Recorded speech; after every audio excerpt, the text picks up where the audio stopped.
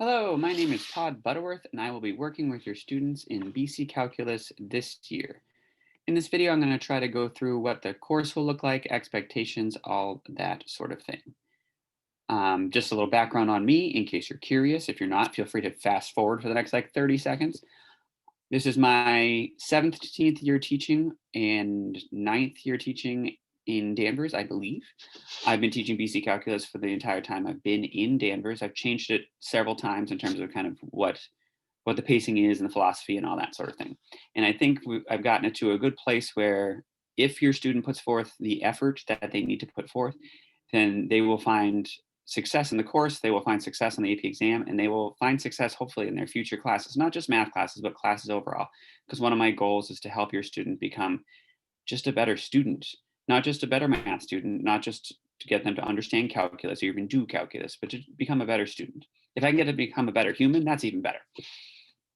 All right, so let's get started.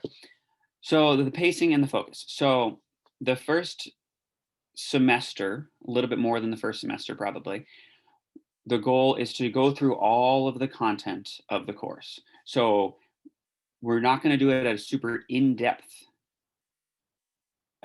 view. We're going to kind of get an overview of all of the concepts that we're supposed to learn. So we'll know how to do some things. We won't know how to necessarily apply it. But the point of that is you can do interesting stuff once you know more in calculus.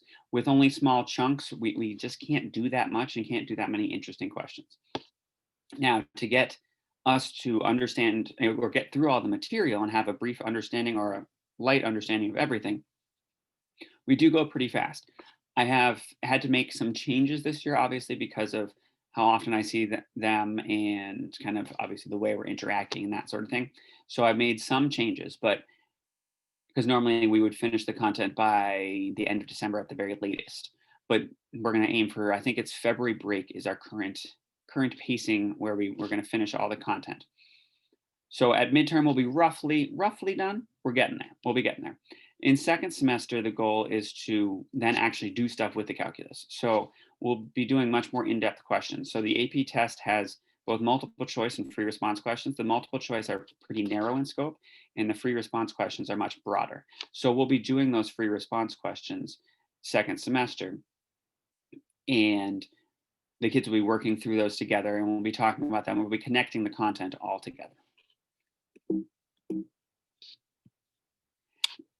And let's see, so the class structure. So the overall structure for the week that we are currently doing is your kids come to school each day we have class. So whether that be Tuesday or Friday, we have class. Sometimes they're at home, sometimes they're in school. It doesn't matter. We open up Zoom and we all get together. When we go into breakout rooms, I put the kids who are in school in one breakout room and then put the other students in 2 different breakout rooms to kind of help them all talk. But anyway, so Friday after our class, so we finish class on a Friday, I post the next week's videos along with a blank Jamboard for the students to ask questions. So the videos are me introducing the content, giving them an overview of the content, giving them some ideas of how to attack the content. I also assign them some homework questions that they can work on. They don't have to do every single homework question that I post, but if they do some of them, they'll get an understanding of what's going on, and then we can ask questions, which I'll talk about in a minute. The blank Jamboard it's kind of like an interactive whiteboard that we can all write on and post in and that sort of thing. So it's our primary way of communicating during class, other than verbally, but primary way of relaying the information, written information. My ask of the students is that whenever they struggle on something, whether that be in the video or on any of the homework, that they take a screenshot or kind of put a question on the Jamboard so we can talk about it in class. And we had a conversation on one of our Wednesday sessions about kind of how to do that and what the intent is and that sort of thing, because the students would like more direct instruction. And I'm not doing that. I'm teaching them a little bit differently because I'm trying to get them to really think about the material. So then Tuesday, we'll review the previous week's work, anything that we didn't finish, anything that we didn't understand. And it can go back a week or 2 or 3, however far we need to go. And then we'll start moving into some new work, primarily based on their questions. If they haven't gotten those videos watched and that sort of thing, that's okay. Obviously, ideally, my ideal world, your students would get all the videos all done by the Tuesday so then we can kind of talk. But I understand that sometimes life is busy and we have to be flexible. Wednesday will vary. Sometimes we'll be doing curriculum based things. So we'll base it on whatever the material is we're studying at that time. Sometimes, like this most recent one, we kind of sat down and had a conversation, posted some thoughts on a Jamboard together and talked about some stuff. I did too much talking, but I was trying to help them understand kind of what my philosophy and why I was pushing them so much, because they are trying to get used to a new idea, and I understand that that's difficult. And then on Friday we'll continue with the current work, still based on their own questions. Sometimes I'll try to preview what's coming next, and I'll try to, if I need to come up with additional pieces, I'll come up with those. In terms of their grading, so their grading is primarily, that says homework, I should have taken that out. There's no homework grade, but spirals, which are just quizzes, and journals, and then workshops. I'll explain spirals in depth in a minute. Journals are questions that I ask your students. It's just a way for me to get to know them. I've been doing it for all my 17 years of teaching, and it's a good way to communicate with the students. Some of your students are maybe not as talkative in class, but on their journals they share a lot.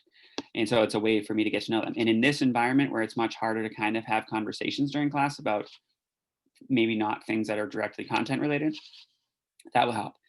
The workshops will happen later in the year, and that will have to do with the free response questions. So the students will be put into pairs and they will do one free response question together, and then we will collectively grade them. But I'll explain that more to your students as we go further.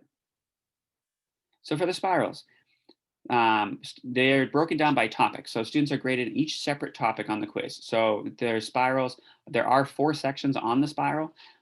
2 sections are graded and 2 sections are not. So they kind of have 2 free attempts at every topic and then 2 graded attempts. And so they'll get graded the first time they see the topic and it's graded, they'll get a grade. And maybe they don't like that grade. Well, they'll see the topic again on the next quiz. I try to pick more difficult questions so that they have a better, because they should have a better understanding, but they'll get a second grade. And if that second grade is better than their first grade, the first grade gets changed. So they keep the second grade, that's fixed, but the first grade gets changed. But only if it's better. If your student does worse, I will not lower their score. I will only raise their score. And students can use resources on their quizzes, except other humans. Obviously, I don't want them to be, trying to Google all the answers and that sort of thing. But in this environment, it's really difficult for me to in any way police that. My ideal is they do it based on what they know and maybe some of their notes, and that's it. And that's all I really have for you. If you have questions, please feel free to email me. My email is right there, toddbutterworth@danvers.org. And I appreciate you taking the time to watch this video.